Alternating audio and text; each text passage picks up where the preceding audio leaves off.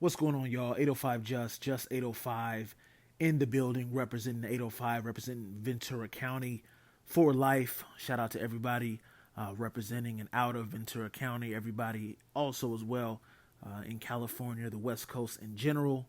Shout out to y'all. Man, a little bit of controversy. I'm a little late, but I had to speak on it because, of course, I think if this would have happened earlier in the week, it probably would have made some more waves, but it's kind of going into the weekend now with today being Thursday. But let's just get right to it. Michael Rubin. If you're not familiar with Michael Rubin, he is a billionaire. I believe he's from Philly or from Pennsylvania, if I'm not mistaken. I know he's from somewhere on the East Coast, Eastern Seaboard, either Philly or the New York tri-state area.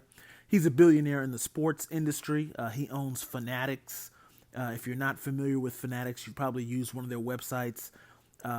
If you're shopping for NFL items, NBA items, what else? Any sport you can think of, the website is most likely powered or is being serviced by Fanatics. They have stores in malls, I want to say. They own a lot of different sports brands, retail stores and brands, and he's a billionaire. And so he was on the Breakfast Club promoting this event that's coming up in New York that he's doing with a bunch of athletes. And as people do every once in a while, he put his foot in his mouth. Why do people want to lie about that? Why do people want to change a narrative, a bet he made with me to try to hurt him? Like, that is the one thing I've learned about, and look, I'm just being blunt because it's me. It's the one thing I've learned about black culture that I don't like is that black hate on hate. Speak on that more. I heard you say that earlier, and I wanted you to expound on that. You said you don't like to see black people tearing down other black people. Yeah, it's horrible. Okay. Like it's horrible. Like, why? Like, I want to support look, two of you guys know me pretty well. Anything I can ever help with, I'm always there. I always want to be helpful. I feel lucky and fortunate to do what I do every day. To be as, whatever success I've had, I feel blessed to do that. And I want to give back in every way I can. In business and in charitable things, I'm always trying to be helpful. Like, why does someone want to bring somebody else down? Let's try to build everybody up. Like, I'd be more excited if I'd be more excited to see one of my friends do something that's 99% less meaningful to me, but it would be really meaningful to them because I want them to do great. I want everyone around me to do great. I don't like watching, there's a little bit, and you tell me, you guys correct me if you think I'm wrong. I think there's a little bit of a black culture of like, it's black hate on hate. It's like that black judge that Meek had that hated on him and wanted to go extra hard on him. Okay. It's like, it's what people always say to me. It's like black hate on hate. So I think it's terrible. I think it's something that I think it's culturally wrong. And I'll probably get killed for saying this. Michael Rubin put his foot in his mouth in a crazy way, in a very negative way. Just his background, he's Jewish. He's a Jewish businessman. Pardon me. He comes from a little bit of privilege on the East Coast. Comes from a little bit of money. Had some startup money for his business he's in now. And so basically, what he said was he shared his opinion on what he doesn't like about black culture, or what he speaks on black culture, basically generalized it. He made a generalization saying that in black culture, we hate on things, we hate on each other. We basically have that crab in a barrel type of mentality. And he spoke on that as if that's the entirety of black culture, that we all do that. So one, it was...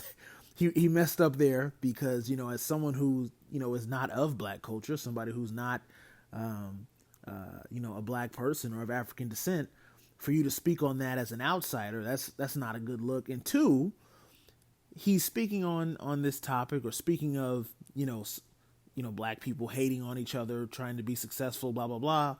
And he has a very small circle of black people or African Americans that he either deals with or frequents. Now, if you're not familiar, Michael Rubin, this billionaire, he throws an annual white party where everybody wears white, and he does it in like Martha's Vineyard or something. I want to say it's Martha's Vineyard. I could be wrong, but it's on the East Coast, and only millionaires basically are invited, only celebrities. So, the Kardashians are usually there, Tom Brady, NBA players, NFL players, athletes, rappers, singers, And he does this every year. And publicly, he often says that, he's friends with these people. Yo, I'm friends with, this basketball player. I'm friends with this.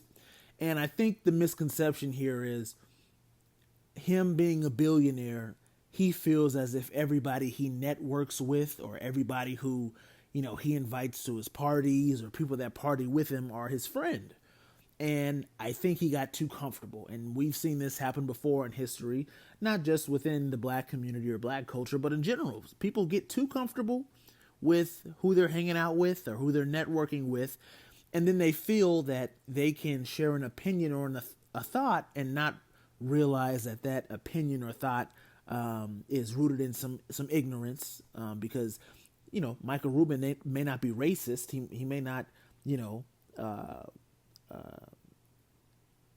feel racism, towards other cultures or other people, but he may be ignorant in the fact that he doesn't realize not only what he said was wrong, but how he's approaching that is wrong. Because obviously, if that's his opinion, hey, that could be his opinion and he can keep that to himself.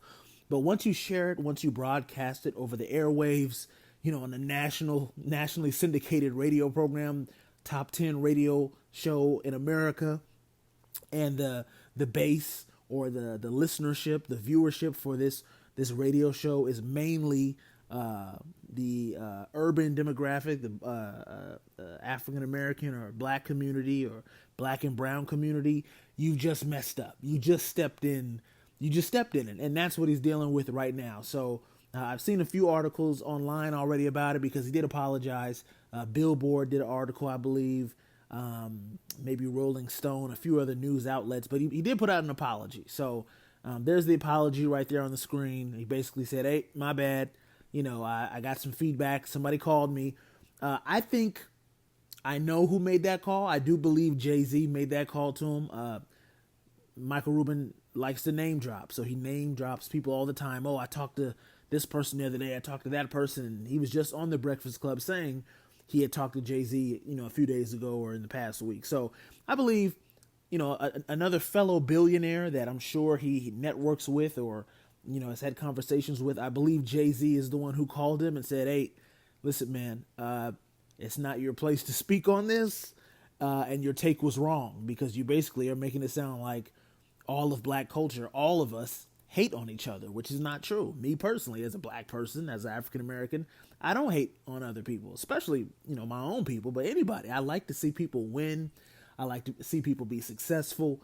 And I know other people feel that way as well. So, he's going to have some work to do to convince people that, hey, I don't have any other thoughts that are like this or, I didn't get too comfortable. But in my opinion, I believe that's what happened. And he apologized, which is nice, but it's just not a good look. You can't step out there and say that because that's similar to the, black on black violence issue where, news outlets and, for years publications would say, oh, there's a black on black violence issue. But when there's violence in the white community, nobody says there's white on white violence, or in the Asian community, no one says, oh, there's so much Asian on Asian violence. No, they just consider it violence. So it's like, you can't just categorize and say, oh man, this community, they do a lot of hating over here.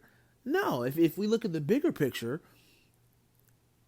hate is a part of not only life, but it's a natural feeling. We're all naturally born, not good people. We're raised, hopefully by parents and people to be good people, but naturally our natural born instinct or natural born, sinning ways are, hey, I don't like this, or I don't like this person because they have that, or because they're doing this, or because they're different from me. That is natural. So you can't just break it down to one community and say, you know what?